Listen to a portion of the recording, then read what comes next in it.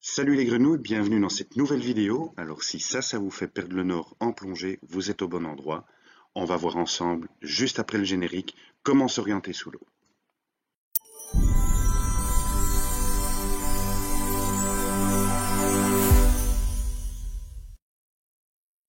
On le sait tous et on en est tous conscients, savoir s'orienter en plongée, c'est quelque chose d'important. Que l'on plonge du bord ou d'un bateau, il est important de pouvoir retrouver son point de sortie.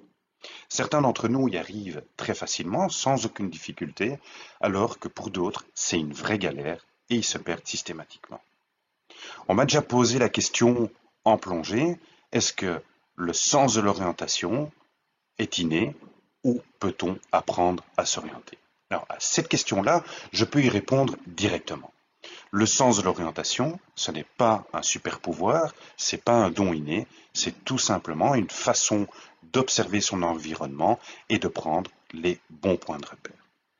Pour cette raison, j'ai décidé de faire une série sur ma chaîne YouTube qui va parler de l'orientation. On va voir plusieurs épisodes sur comment s'orienter en plongée sous-marine avec ou sans compas.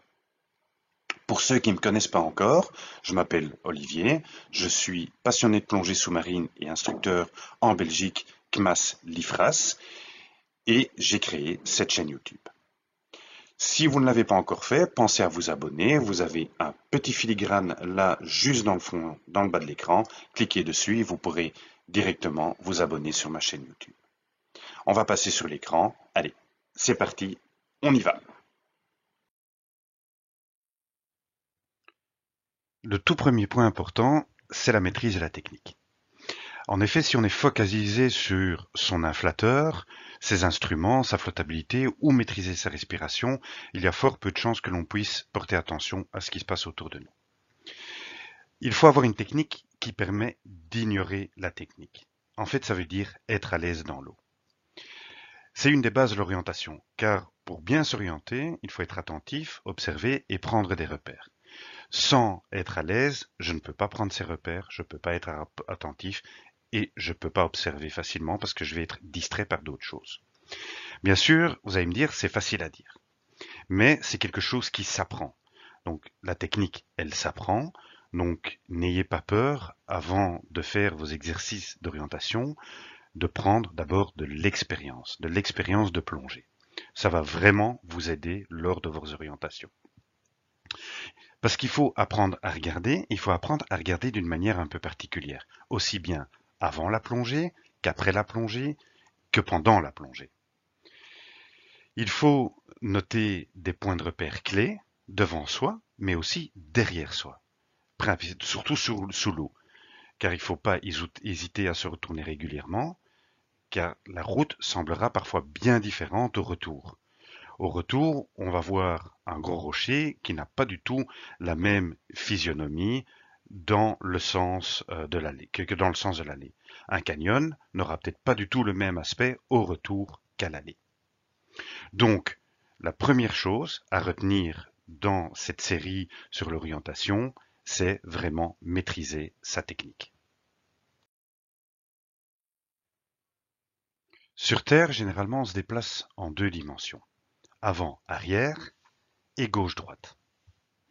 Sous l'eau, on a une dimension supplémentaire, celle de la verticale ou de la profondeur. C'est entre autres pour cela qu'il faut avoir une bonne maîtrise de la technique et notamment de la flottabilité, parce que quand la flottabilité est maîtrisée, cette dimension supplémentaire devient un avantage, car la profondeur est un point de repère important. Dans ce premier épisode, on va aborder l'orientation avant la plongée. J'ai trop souvent rencontré des candidats qui arrivent sur le site de plongée sans le connaître et en se disant ouais, ça va aller, je vais gérer, tout va bien se passer. Alors qu'à l'heure actuelle, il est très facile de prendre toutes les informations nécessaires pour pouvoir exécuter cet exercice ou s'orienter facilement. Alors, on va voir dans ce premier épisode l'orientation avant la plongée en 3 points. Le premier point, c'est se documenter. Le deuxième point, c'est écouter. Et le troisième point, c'est observer.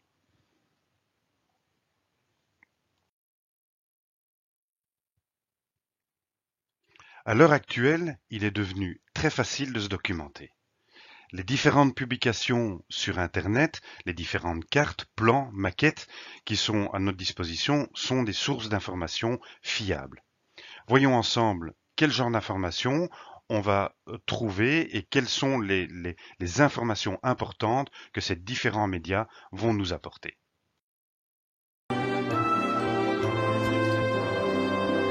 Oui, parfait.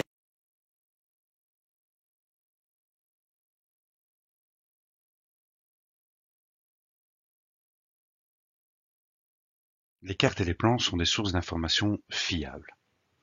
Ils sont faciles à se procurer, que ce soit dans les différentes publications ou sur Internet. Maintenant, soyez quand même attentifs d'avoir bien un plan ou une carte qui a été mis à jour. Alors, quelles sont les informations que l'on peut trouver sur un plan? Et pour exemple, j'ai pris le plan de la carrière de Vodley parce que c'est une carrière que je connais bien, c'est mon terrain de jeu favori et que beaucoup d'entre vous la connaissent très bien également. La première information importante que je vais trouver, c'est l'orientation du site. En effet, la plupart des plans sont dotés d'une rose des vents qui vont nous indiquer l'orientation générale du site. Deuxième indication, ce sont des points remarquables. Les points remarquables de la carrière, il est intéressant d'en mémoriser la position de quelques-uns d'entre eux. Cela me permettra d'avoir des points de repère efficaces lors de la plongée. Je m'explique. Si je me situe au niveau du petit sous-marin à moins 16 mètres, je sais que si je continue vers la droite, je vais rencontrer le char. Si je pars à l'inverse vers la gauche, je vais me diriger vers le silo horizontal. Donc vous voyez bien que d'en mémoriser quelques-uns, c'est vraiment très intéressant et ça me permet de me localiser dans la carrière. Une troisième indication, c'est la profondeur et comme j'ai dit au début de cette vidéo, la notion de profondeur est un point de repère important. Et quand on évolue sous l'eau, on évolue en 3 dimensions. Donc c'est pour ça que vraiment avoir une bonne maîtrise de sa flottabilité, la notion de profondeur devient un point de repère important.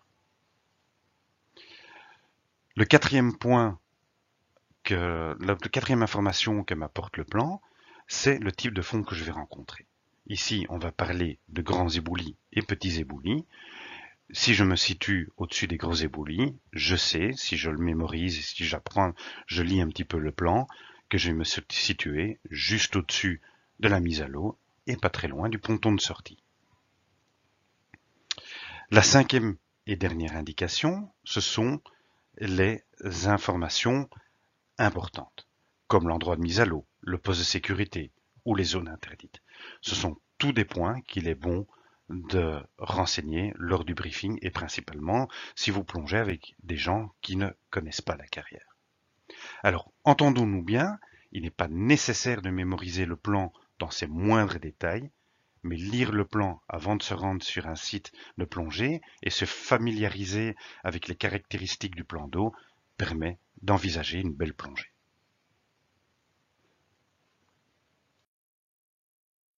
J'en entends déjà parmi vous qui sont en train de se dire « Ouais, c'est super, ça marche pour les carrières et les lacs, mais comment on fait quand on plonge en mer ?» Eh bien, c'est tout simple.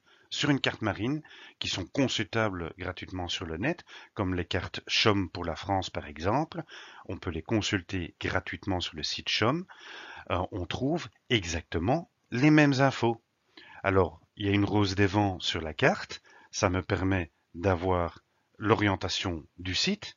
On a également des points remarquables comme des épaves, des roches affleurantes, certains balisages. On a les différentes profondeurs, les types de fonds rencontrés et bien sûr des informations importantes comme un phare, comme les lieux dits, etc.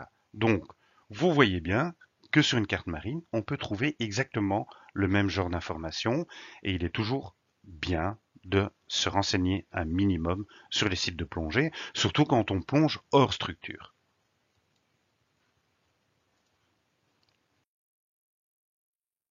On trouve de plus en plus de dessins en 3D qui nous donnent également de nombreuses informations. La profondeur, les points remarquables et même dans certains cas, les trajets conseillés. De plus en plus de sites de plongée développent également des maquettes qui permettent d'avoir une vue tridimensionnelle du site. Alors, quand on prend la combinaison d'une maquette, d'un plan 3D et d'un dessin éventuellement, ça nous permet d'avoir une vue très réaliste, comme ici dans le cadre du Haven. Si je prends le dessin, la maquette plus le trajet conseillé, je me fais vraiment une idée tridimensionnelle du site et ça me permet de déjà bien préparer ma plongée. Deuxième point qu'on va voir ensemble, c'est écouter. Et le meilleur moment pour écouter, c'est le briefing. Que ce soit le briefing général lors d'une organisation, club ou dans un centre de plongée, ou même le briefing de Palanquet, il y a énormément d'informations qui sont diffusées, donc il faut rester attentif et enregistrer ces informations. Il est parfois intéressant d'écouter et de donner la parole à vos partenaires de plongée qui connaissent peut-être mieux le site que vous. Ne vous comportez pas en tant que chef de Palanquet comme un sergent Hartmann. Je suis le sergent d'armement Hartmann et votre chef instructeur. Durant le briefing, c'est un moment où il faut être le plus attentif possible. C'est un moment où il y a beaucoup d'informations qui sont diffusées, que ce soit la présentation du plan du site, les explications, les caractéristiques et dangers du site. Donc on a plutôt intérêt à être le plus attentif possible. Et ça se résume de nouveau en 3 points. Écouter, regarder et poser des questions. Quand on plonge sur des lieux inconnus, il faut vraiment faire confiance aux personnes qui connaissent le site et qui plongent régulièrement sur ce site. Et surtout, il ne faut pas hésiter à poser des questions. Il n'y a jamais de questions idiotes lors d'un briefing. Il faut vraiment se renseigner s'il y a quelque chose qu'on n'a pas bien compris ou on a un doute sur un point, sur une caractéristique, poser des questions. Au hasard des recherches sur Internet pour préparer cette vidéo, je suis tombé sur une photo qui me semble plutôt explicite et qui évoque très bien le problème d'attention lors du briefing. Pensez-vous que sur cette photo, tout le monde est attentif? Est-ce que sur cette photo, tout le monde a bien compris les caractéristiques et les dangers du site de plongée? C'est pas vrai! Oh! Bah si on vous emmerde, vous prévenez!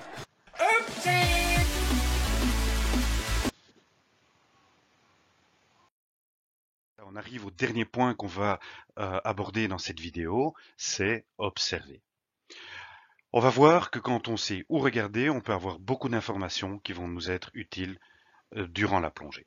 Dans le deuxième épisode de cette série, on va parler principalement de points qu'il est intéressant d'observer quand on se met à l'eau et qui vont m'aider à me repérer pendant la plongée. Donc, n'hésitez pas à vous abonner, à cliquer la petite cloche afin d'être averti quand la prochaine vidéo sortira.